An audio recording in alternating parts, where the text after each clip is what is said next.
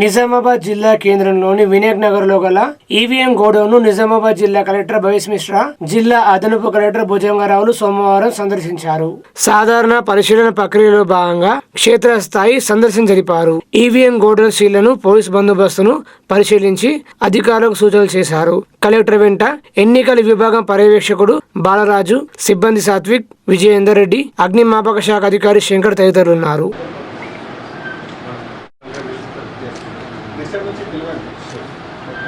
ఇంకొకటి ఇక్కడ ఏదో ఒక వైట్ బోర్డ్ కానీ ఒక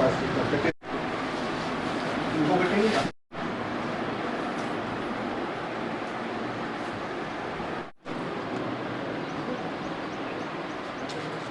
తెలంగాణ సంస్కృతి సంప్రదాయాలు మరియు ఆత్మగౌరవానికి ప్రతీకగా నిలిచే పండుగ బోనాల పండుగ అని Armoor municipal chairperson గోని lorry Raghu అన్నారు. ఈ సందర్భంగా చైర్పర్సన్ గోని లారీ రఘు పట్టణ ప్రజలందరికీ బోనాల పండుగ శుభాకాంక్షలు తెలిపారు. ఈ బోనాల ఉత్సవాలు మీ జీవితంలో సరికొత్త కాంతులు నింపాలని ఆ అమ్మవారిని వేడుకుంటున్నామన్నారు. కాంగ్రెస్ ప్రభుత్వం కూడా బోనాల పండుగకు అత్యంత ప్రాధాన్యత కల్పిస్తుందన్నారు. వర్షాలు సమృద్ధిగా కురిసి పాడి పంటలు బాగా పండాలని, రైతులు ప్రజలందరూ సుఖ సంతోషాలతో ఉండాలని గ్రామ దేవతలను వేడుకుంటున్నామన్నారు. అందరికీ నమస్కారం.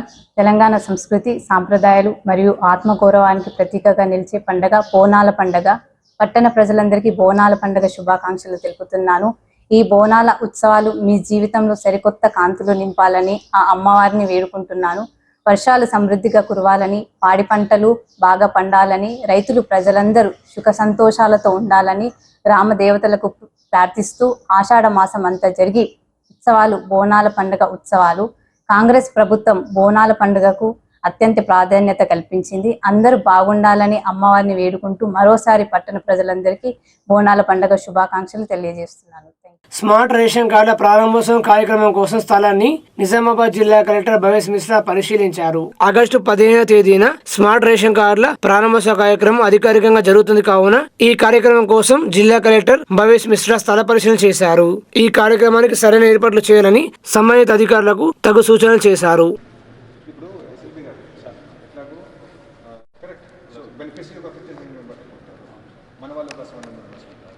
మిగతా ప్రజాప్రతినిధులు ఇంకా మున్సిపాలిటీ నుంచి ఈ ఏరియా నుంచి పక్కన ఏరియా నుంచి ఇంకా మీరు 120 మెంబర్స్ ఎక్స్ట్రా మొబైల్ చేసుకొని పెట్టుకోవచ్చు.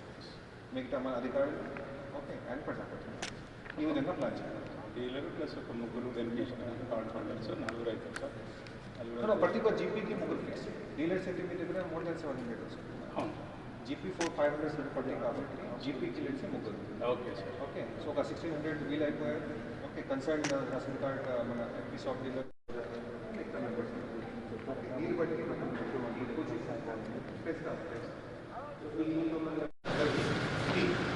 ఇవన్నీ తీస్తాం. ఓకే 4 మెంబర్స్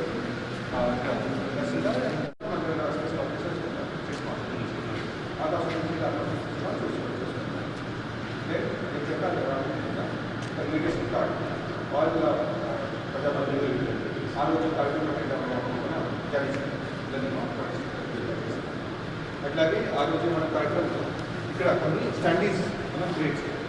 స్టాండీస్ అనేది అదేవిధంగా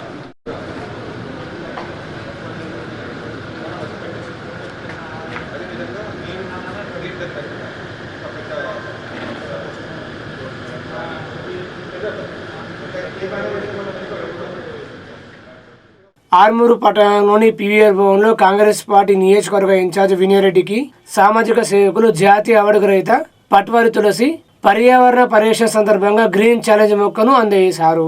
కాంగ్రెస్ పార్టీ ఆర్మూరు నియోజకవర్గ ఇన్ఛార్జ్ వినయరెడ్డి మాట్లాడుతూ కాంగ్రెస్ ప్రభుత్వం ప్రతిష్టాత్మకంగా చేపట్టిన వనమహోత్సవ కార్యక్రమంలో భాగంగా ప్రతి ఒక్కరూ తమ ఇంటి ఆవరణలో మొక్కలు నాటాలని పిలుపునిచ్చారు. ఈ కార్యక్రమంలో కాంగ్రెస్ పార్టీ నాయకులు తదితరులు పాల్గొన్నారు. గ్రీన్ ఛాలెంజ్ లో భాగంగా ఇటీవలే వివిధ రకాల ప్రముఖులకు గ్రీనరీ యొక్క డెవలప్మెంట్లో భాగంగా మొక్కలు అందజేయడం జరుగుతుంది. అందులో భాగంగానే గౌరవనీయులు ఆర్మూరు పట్టణ కాంగ్రెస్ నియోజకవర్గం ఇన్ఛార్జి గౌరవనీయులు వినయ్ కుమార్ రెడ్డి అన్నగారికి కూడా గ్రీనరీ ప్లాంట్ అందజేసి గ్రీన్ ఛాలెంజ్ తెలిపి సార్ గారి యొక్క ఇన్స్పిరేషన్తో చుట్టుపక్కల ఉన్న గ్రామాలు కావచ్చు, లోకల్ ఉన్నవారు కావచ్చు, ఇంటి ఆవరణలో తన యొక్క తల్లి పేరు మీద మొక్క నాటారని విజ్ఞప్తి చేస్తున్నాము. సో ఈ సందర్భంగానే పర్యావరణము పెరుగుదల ఉంటేనే ఎల్లిన ప్రభావం తగ్గి వర్షాలు పెరిగి రైతులకు పంటల అభివృద్ధి చెందనే ఉద్దేశంతోనే ఈ కలెక్టర్స్ కానీ సిపిఆర్ కానీ ఇక్కడ ప్రముఖులు అధికారులకు ఇవ్వడం జరిగింది. ఇటీవల ఆర్మూర్ పట్టణ పోలీస్ స్టేషన్లో 30 మొక్కలు నాటడం జరిగింది. సో డొనేట్ చేయడం జరుగుతుంది. అందులో భాగంగానే వినయ్ కుమార్ అన్న గారికి ఇక్కడ గ్రీన్ ఛాలెంజ్ భాగంగా మొక్కలు అందజేయడం జరిగింది. థ్యాంక్ యూ వెరీ మచ్ అవకాశం. వర్షాకాల నేపథ్యంలో సీజనల్ వ్యాధుల పట్ల ప్రజలు అప్రమత్తంగా ఉండాలని డిఐఓ డాక్టర్ అశోక్ సూచించారు. ఈ సందర్భంగా డిఐఓ డాక్టర్ అశోక్ మాట్లాడుతూ వర్షాకాలంలో సీజనల్ వ్యాధులు ప్రబలే అవకాశం ఉందని ప్రతి ఒక్కరూ వ్యక్తిగత పరిశుభ్రత పాటించాలన్నారు. తమ చుట్టూ ఉన్న ఇంటి పరిసరం పరిశుభ్రం ఉంచుకోవాలన్నారు. ప్రతి శుక్రవారం ఫ్రైడే డ్రైడేగా పాటించాలన్నారు. ఏమైనా ఆరోగ్య సమస్యలుంటే వెంటనే ఆలస్యం చేయకుండా వైద్యుని సంప్రదించాలని సూచించారు. ముఖ్యంగా మనం వర్షాలు పడనట్టుగా ఉన్న పరిస్థితుల దృష్ట్యా మనకి సీజనల్ వ్యాధులు చాలవుతా ఉన్న పరిస్థితుల దృష్ట్యా ప్రజలందరినీ అప్రమత్తం చేయాల్సిన అవసరం ఉంది. కాబట్టి ముఖ్యంగా మనకి ఈ సీజన్లో మలేరియా, డెంగ్యూ లాంటి జ్వరాలతో పాటు ఇప్పుడైతే చికెన్ గున్యా లేదు, కానీ చికెన్ గున్యా, టైఫాయిడ్ లాంటి జ్వరాలు కూడా రావడానికి అవకాశాలు ఉన్నాయి. కాబట్టి ప్రజలందరూ ముఖ్యంగా పరిసరాలను చాలా శుభ్రంగా ఉంచుకోవాలి. పరిసరాలను శుభ్రంగా ఉంచడం ద్వారా మనం ఈ సీజనల్ డిసీజ్లో మలేరియాని అవాయిడ్ చేయడానికి అవకాశం ఉంటుంది. ఎందుకంటే మలేరియా అనేది మన యొక్క మురికి ఆవాసాలలో, మురికి నీటిలో నిల్వ ఉండి మనకి ఈ ఎనాఫిలస్ మస్కిటో ద్వారా ఈ యొక్క మలేరియా రావడానికి అవకాశం ఉంటుంది. కాబట్టి మొత్తం చుట్టుపక్కల ఎక్కడైనా పరిశుభ్రంగా ఉండాలి. అలాగే డెంగ్యూ విషయానికి వస్తే డెంగ్యూ రావడానికి ముఖ్యంగా మంచినీటి నిల్వలలో ఈ యొక్క డెంగ్యూ దోమ నిల్వ ఉండే అవకాశం ఉంటుంది. టైగర్ మస్కిటో అంటాం మనము. కాబట్టి ఎడీస్ మస్కిటో ఈ దోమ వల్ల వస్తుంది. ఇది మంచినీటి నిల్వల్ని వీలైనంత వరకు ప్రతి శుక్రవారము ఈ యొక్క నిల్వలు, కుండలు, అలాగే నీటి తొట్టెలు, నిల్వ ఉండే ట్యాంకులు అన్నింటినీ కూడా ప్రతి వారం శుభ్రం చేయడం ద్వారా దీనిని నివారించడానికి అవకాశం ఉంటుంది. అలాగే కొన్ని మురికి పరిస్థితుల వల్ల మనకి టైఫాయిడ్ లాంటి అతిసార కూడా ప్రబలడానికి అవకాశం ఉంటుంది. కాబట్టి వీటన్నిటిని జాగ్రత్త తీసుకోవడానికి ముఖ్యంగా పరిసరాలు శుభ్రంగా ఉంచడమే మార్గం. మరి వీటన్నిటిని వచ్చినా ఒకవేళ భయపడాల్సిన అవసరం లేదు. దీనిని రావడం ద్వారా మనకి జ్వరము, అలాగే కొన్నిసార్లు బాడీ పెయిన్స్, చలితో కూడుకున్న జ్వరాలు వస్తూ ఉంటాయి. డెంగ్యూ లాంటి దాంట్లో కొంత ప్లేట్లెట్లు తగ్గడానికి అవకాశం ఉంటుంది. కాబట్టి వెంటనే దగ్గరలో ఉన్న ఆరోగ్య కేంద్రాన్ని, ఆరోగ్య కార్యకర్తల్ని సంప్రదించాలి. వీరిని సంప్రదించడం ద్వారా ఈ యొక్క జ్వరానికి సంబంధించి పరీక్షలు చేసి సకాలంలో చికిత్స అందించడానికి అవకాశం ఉంటుంది. కాబట్టి ప్రజలందరూ దీన్ని గుర్తెరిగి ముఖ్యంగా ఈ యొక్క శుభ్రతను పాటించడం ద్వారా ఈ యొక్క సీజనల్ వ్యాధులను మనము అవాయిడ్ చేయడానికి అవకాశం ఉంటుందనేసి తెలియజేస్తాం. భీమ్గల్ మండల అంగన్వాడీ సిబ్బంది సోమవారం పట్టణంలో ర్యాలీ నిర్వహించి ప్రధాన కూడలి వద్ద ధర్నా చేశారు. అంగన్వాడీలకు కనీస వేతనం, ఉద్యోగ భద్రత కల్పించాలని, విద్యుత్ సవరణ బిల్లు 2025 4 లేబర్ కోడ్లు రద్దు చేయాలని డిమాండ్ చేశారు. కేంద్ర ప్రభుత్వం కార్పొరేట్లకు అనుకూలంగా వ్యవహరిస్తుందని విమర్శించారు.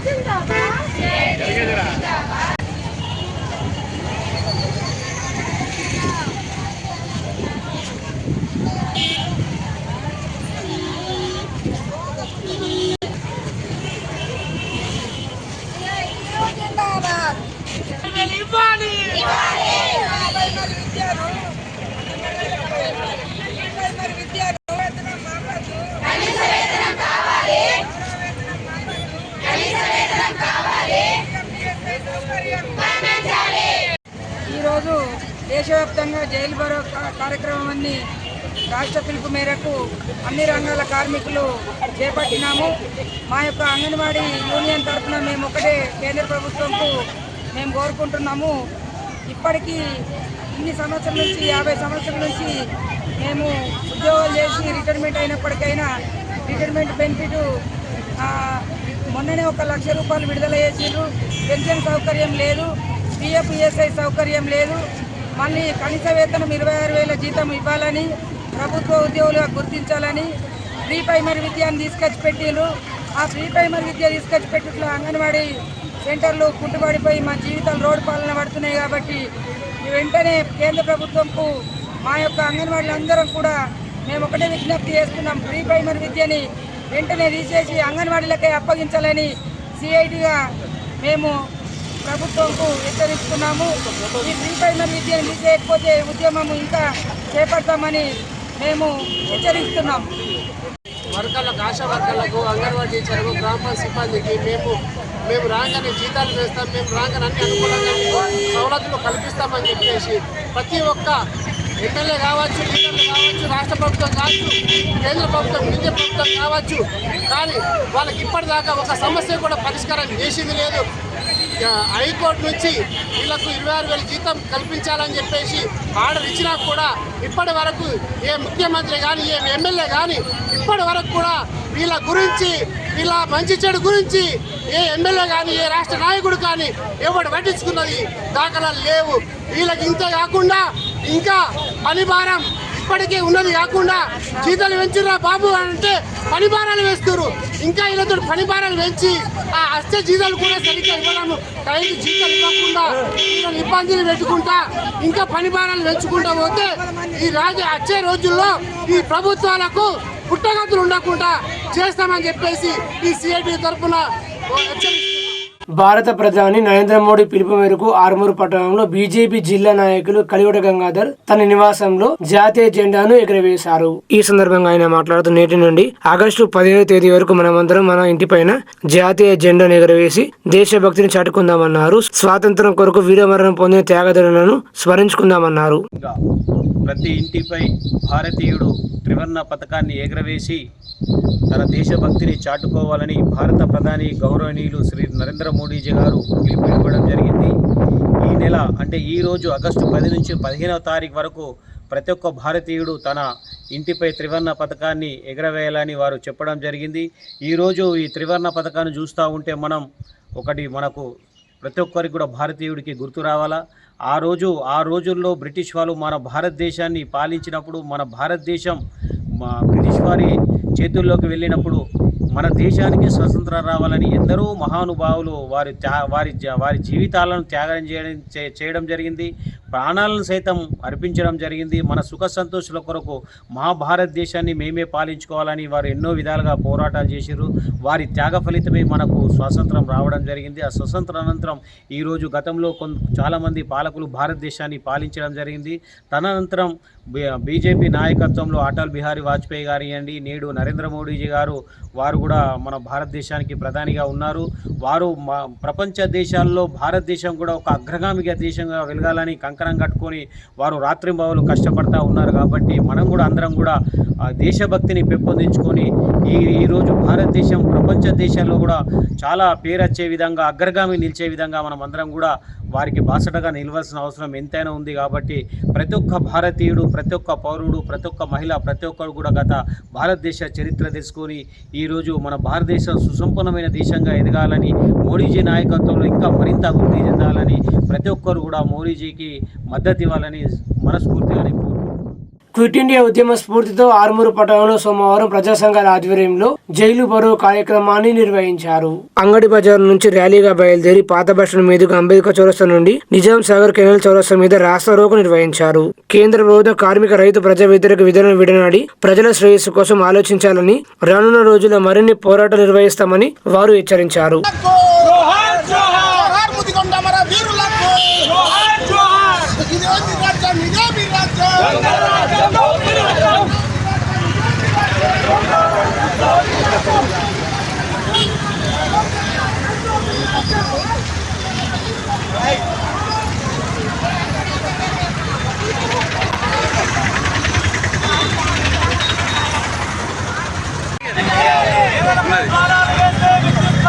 ఉన్నది.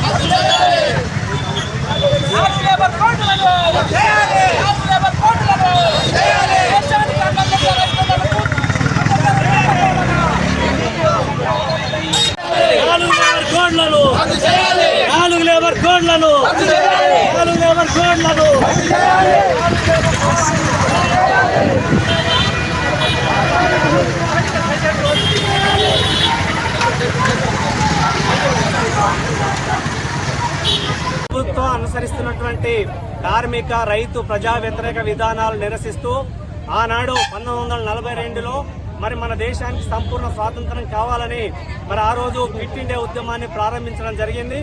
మరి అదే మాదిరిగా ఈరోజు మొత్తం పెట్టుబడిదారులకి ఈ దేశ సంపద మొత్తం దోసిపెడుతున్నటువంటి పరిస్థితి ఉంది. వాళ్ళకి అనుకూలంగా ఈరోజు కొట్లాడి సాధించుకున్నటువంటి కార్మిక చట్టాలని ఈరోజు 4 కోట్లుగా తీసుకొచ్చి మరి పెట్టుబడిదారులకు అనుకూలంగా మార్చడం జరిగింది.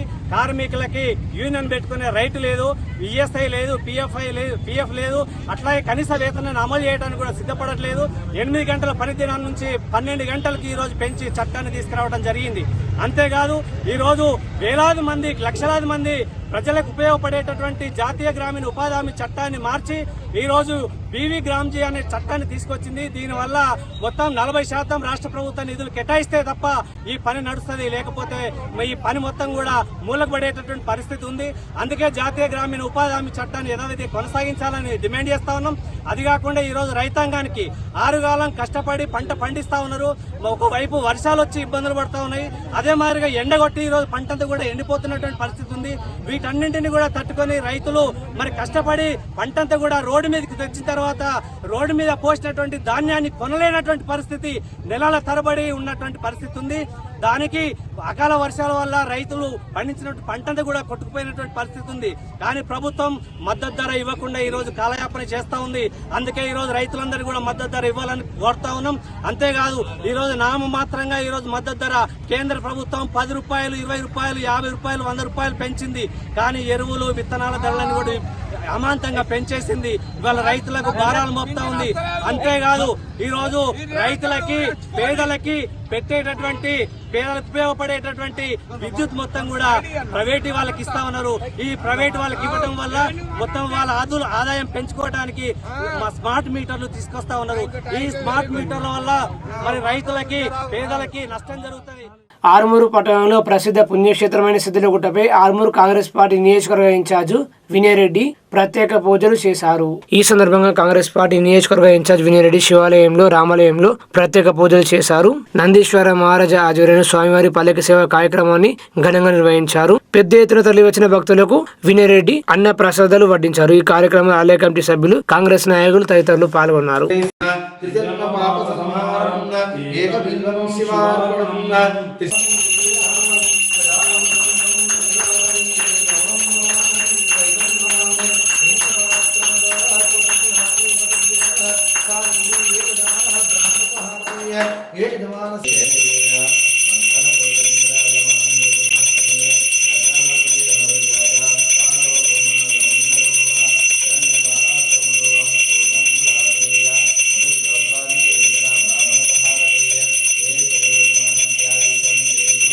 వ్యవసాయ ఉద్యోగ వ్యాపారే అధిక లాభ సిద్ధ్యార్థం ఓం కరదూరగౌరం ప్రణావతారం శుద్ధారవారం మృగజన్మహారం సదా వసంతం హృదయారవిందే భవం భవామి సహితం నమామి ఓం హిరణ్యవపూర్ణం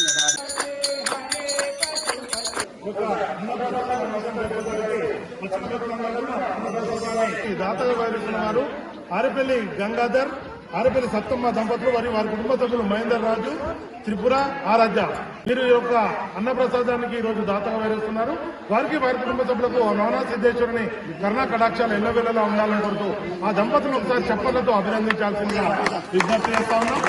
ఈరోజు చాలా రష్ ఉంది కాబట్టి దయచేసి అందరూ కూడా భక్తులు కొంచెం సమయం పాటించి ఒక లైన్ లో వచ్చి ఫోన్ చేయాల్సిన విజ్ఞప్తి చేస్తారు. అలాగే కార్యకర్తలను కూడా మన సేవాదళ కార్యకర్తల్ని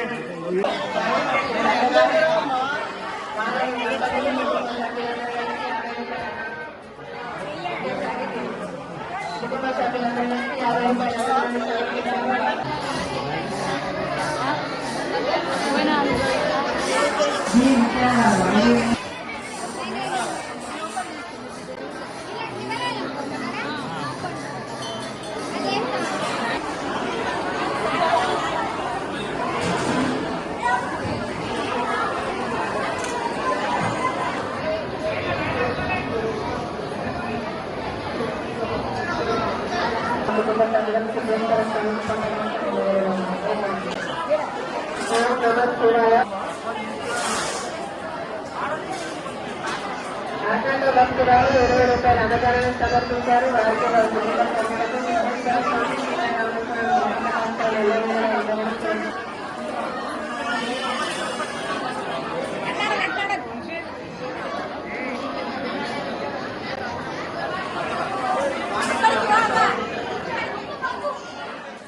ఆర్మూరు మండలం చేపూరులో గల క్షత్రియ ఇంజనీరింగ్ కళాశాలలో ఆదివారం బోనాల పండుగను ఘనంగా నిర్వహించారు.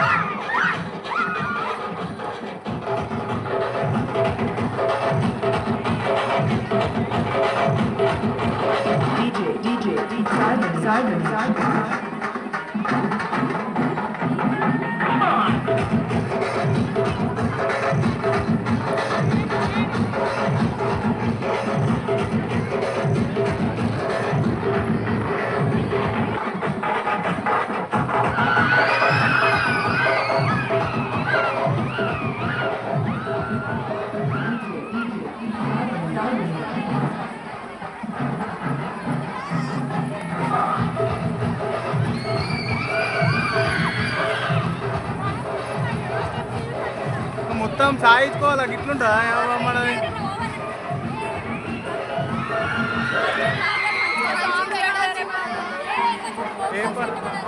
పెట్ట డబ్బు మనది